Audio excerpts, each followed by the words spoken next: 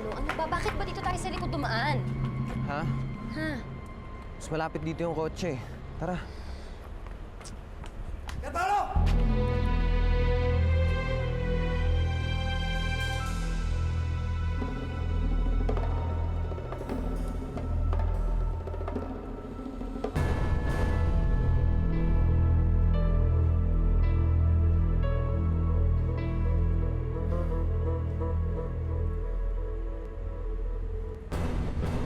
Paulo, sino siya?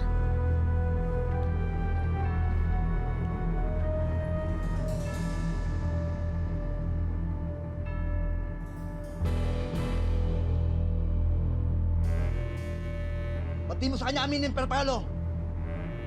Aminin mo sa kanya mga katarantado mo! Erika.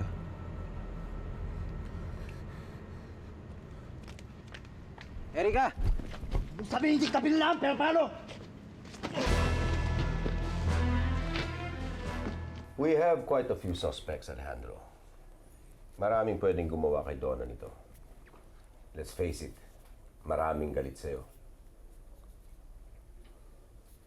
Okay, nandun ako. Pero hindi alam ng lahat ng tao na anak si Donna.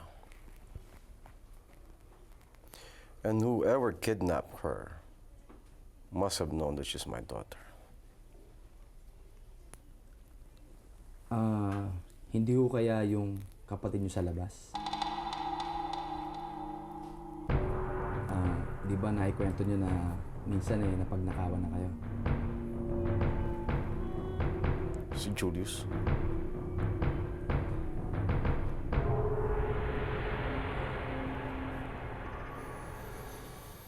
Kahit anong pilit ko, hindi ko talaga maintindihan kung bakit ginawa ni Pierpaolo yun eh.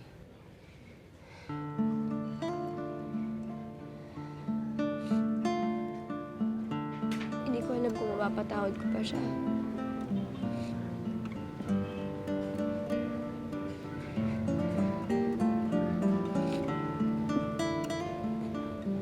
Diyos ko, anong nangyayari sa pamangkin ko? Paulina, patawarin mo ko. Napabayaan ko ang anak mo. Napabayaan ko rin si Pierpaolo.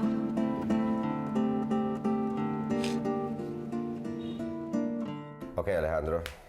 Huwag kang mag-alala. We will find her. Basta Bellana.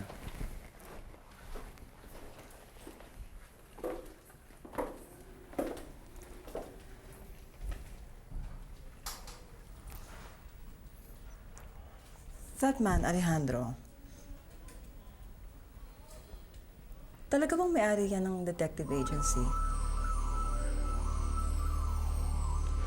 He's more than that. He's more than a detective agency. Kasi I was just thinking, wouldn't it be better kung ilalapit natin ito sa mga pulis? There you go again. Ilang beses ko na ba sinabi sa'yo na hindi tayo huhingi ng tulong sa mga pulis? Bakit? Dahil baka kumalat sa mga press? Dahil baka nakakahiya sa publiko pag nalaman nila na may anak ka sa labas? Alam mo, Alejandro, paikot-ikot na lang tayo. Kaya wala ka ng anak na lumaking matino. Dahil puro sarili mo na lang ang iniisip mo. Hindi ako. Ikaw. Hindi mo maintindihan yan. Bukod sa sarili ko, ikaw ang inaalala ko. Ayokong pagtawanan ka. Ayokong mapahiya ka sa harap ng mga kaibigan mo. Sa akin, baliwala na yun eh. Maraming galit sa akin.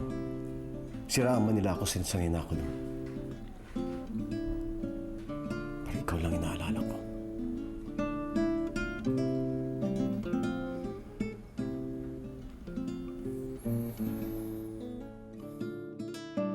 Basilio!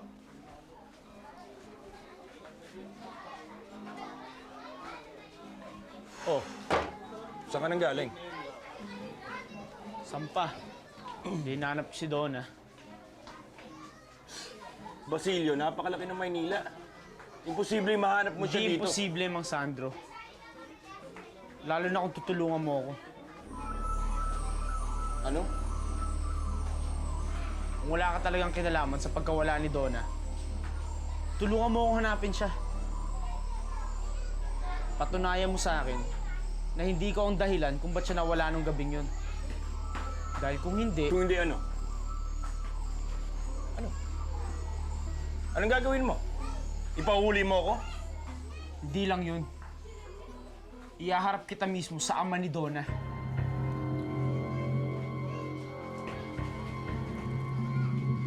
Nang siya mismo magpahuli sa'yo.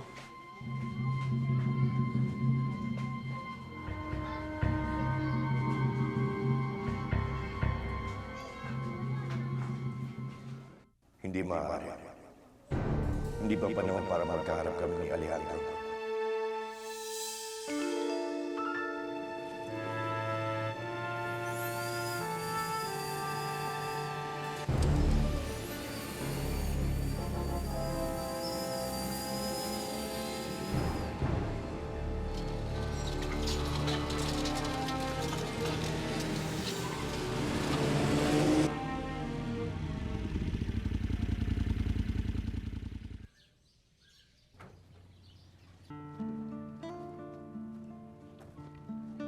Erica, kalimutan mo na yung nangyari. Erica, pasadyos mo na lang yung ginawa sa'yo ni Pier Paolo.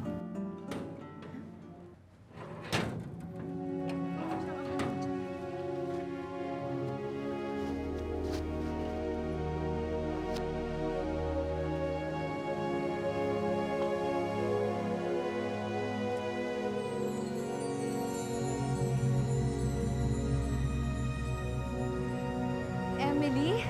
Salve?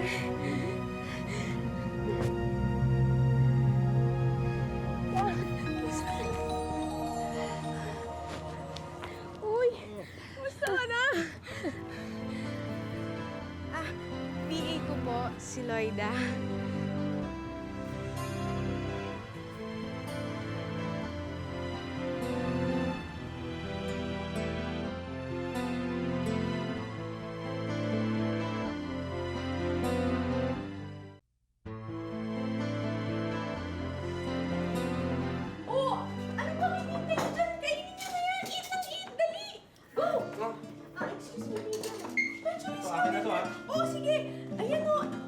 Kapatid, eto ang bagay na bagay sa'yo. Kita mo yan? Ang ganda ng kulay niyan. Ako, para sa'yo talaga yan. Oo, ang ganda naman ni Emily. Talaga? Ay, naku, excuse me lang ulit, Kuya Jonas. Alam mo kasi, yan, bigay sa akin yan nung producer na may gusto sa akin. You know, showbiz, some kind of suhol. Why are you not talking, Loida? Talking like crazy. Talking, yeah, Okay. hindi. Oh, hit na. Pangalawang. Teka, Emily, pa-English ka pa ngayon. Tiyang, talagang ganun. Taga-showbiz na yan eh. Bilib din ako dito eh. Biri mo, matutupad yung pangarap niya bilang singer. Talaga?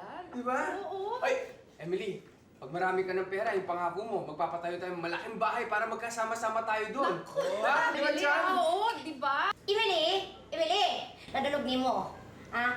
Magsama-sama daw. Kasi, di ba, para daw sa anak ko na bahay, pinalayas nga tayo doon. Kaya nagkanto tayo dito. Di ba nagkanto tayo dito dahil pinalayas tayo doon. Ano man yan? Paano man yan? Ha? Ano sabi Tiyang, hindi mo nakuha? Hindi. Lalayas daw sila doon sa bahay nila para mas makalipat sila sa dako na bahay. Mas malaking bahay. Ay, talaga? Oo. Emily. O, hindi magkakasama-sama tayo ulit? Yung sitso!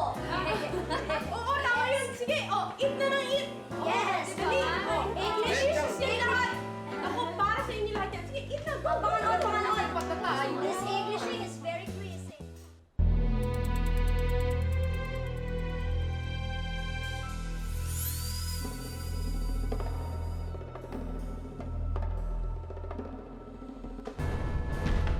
Ano? Natakas ka, ano? Ano? Halika nga.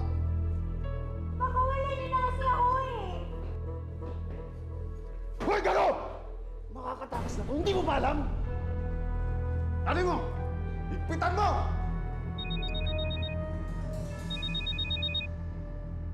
Hello, sir. Oh, kamusta kayo dyan?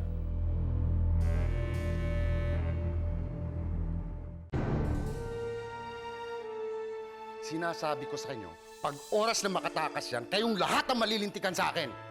Maliwanag?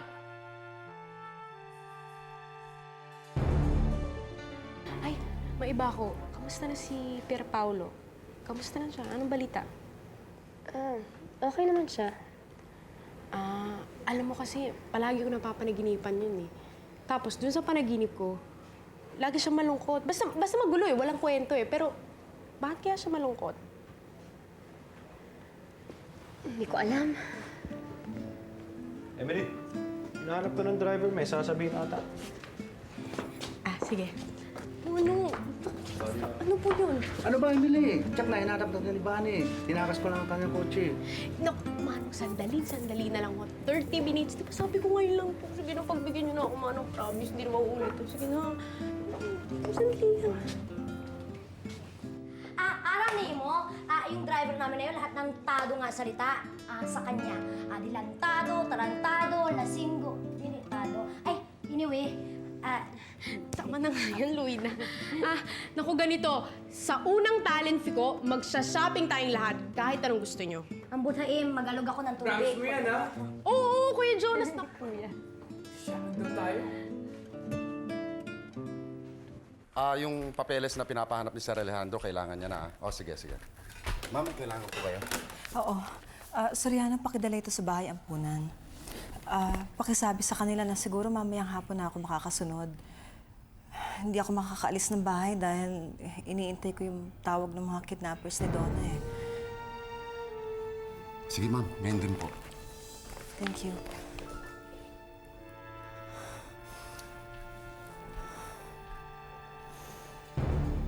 Emily, paabot ng kulay pink. Ganda naman yan. Bagong bili ba yan? Alin? Ito? Oo. Ito bagong bili? Hindi! Bigay sa akin to ni Salve. Hindi mo ba alam yung tungkol dito?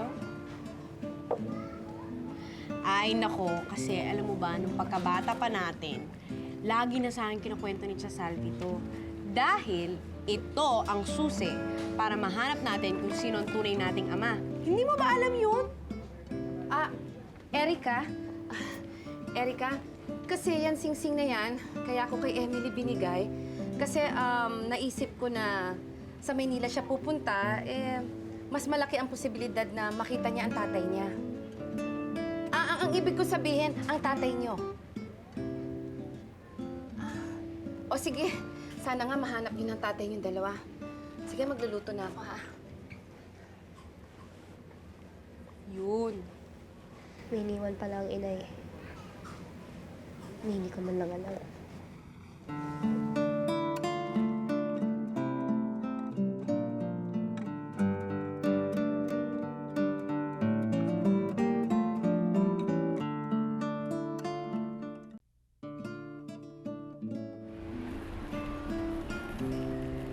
Salve, ito yung magsisilbing workshop area natin para doon sa cottage industry na pinaplano kong i-pursue para dito sa orphanage.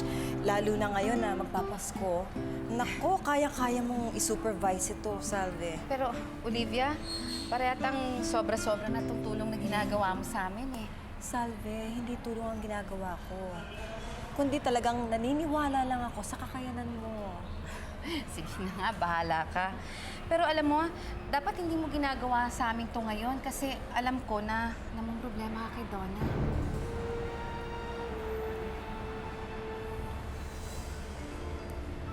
Kaya nga siguro naisipan kong gawin ito. Para siguro mabawas-bawasan yung mga naiisip ko, yung mga pag-aalala ko. Kundi pakiramdam ko parang mababaliw na ako sa halwe. Hindi ko na alam kung anong gagawin ko.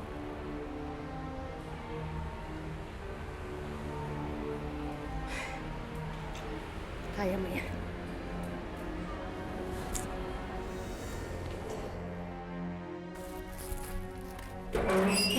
Chang.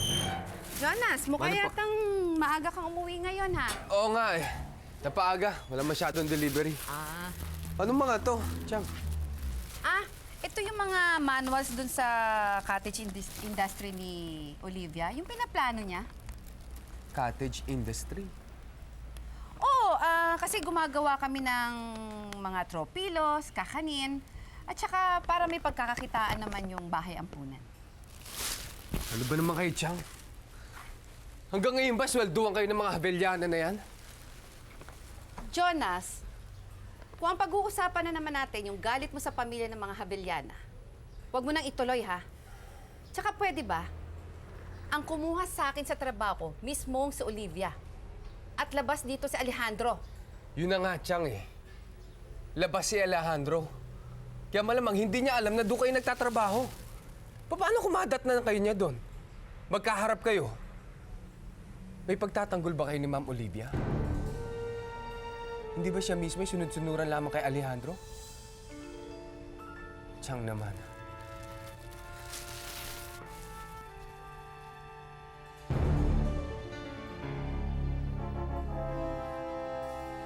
Chin up. Huwag mo masyadong mataas. I mean, you know, should be gracefully. Ayusin. Hoy!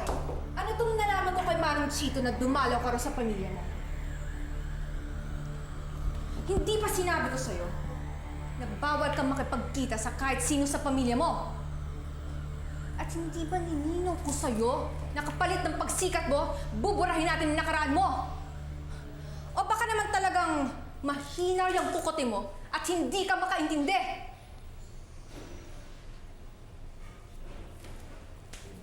Huwag mo nga akong dramahan ng ganyan. Hoy, para sabihin ko sa'yo. Bambi! Huwag ka nga makialam dito, ah. Para sabihin ko sa'yo, hindi ka kagalingan.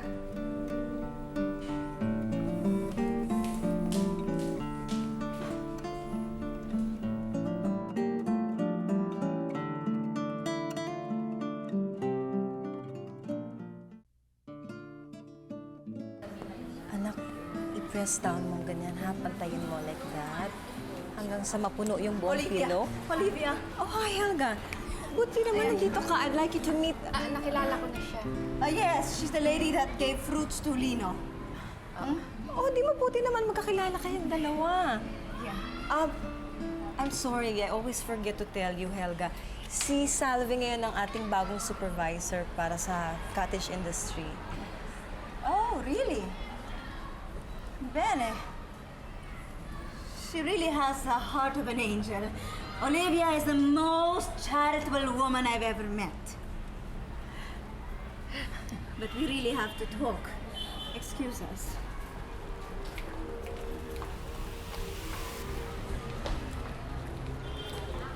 Olivia? Yeah. What is this about? Kumusta na? Anhin, may nababalitaan ka na ba tungkol kay Donna?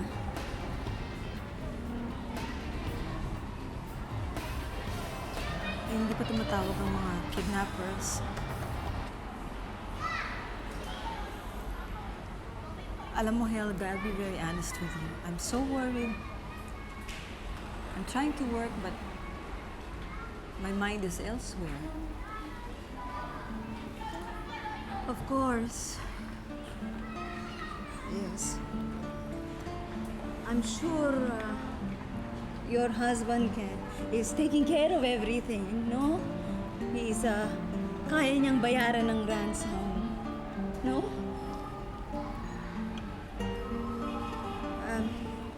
Olivia, look at this wonderful mission we have. This orphanage. It does not mean a thing to me if we cannot do anything about this wonderful child. Nothing.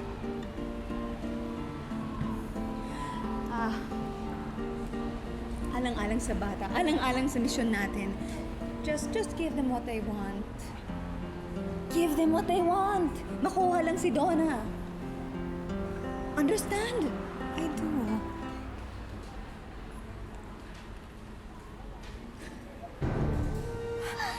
Helga, please don't cry on me. I'm just as worried as you are, believe me.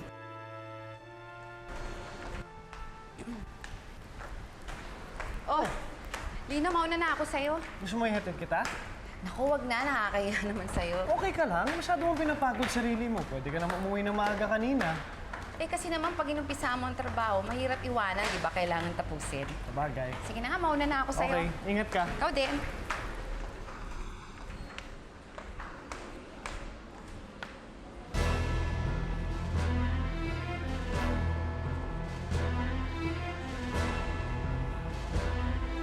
Paano kumadat na kayo niya doon? Magkaharap kayo. May pagtatanggol ba kayo ni Ma'am ulit?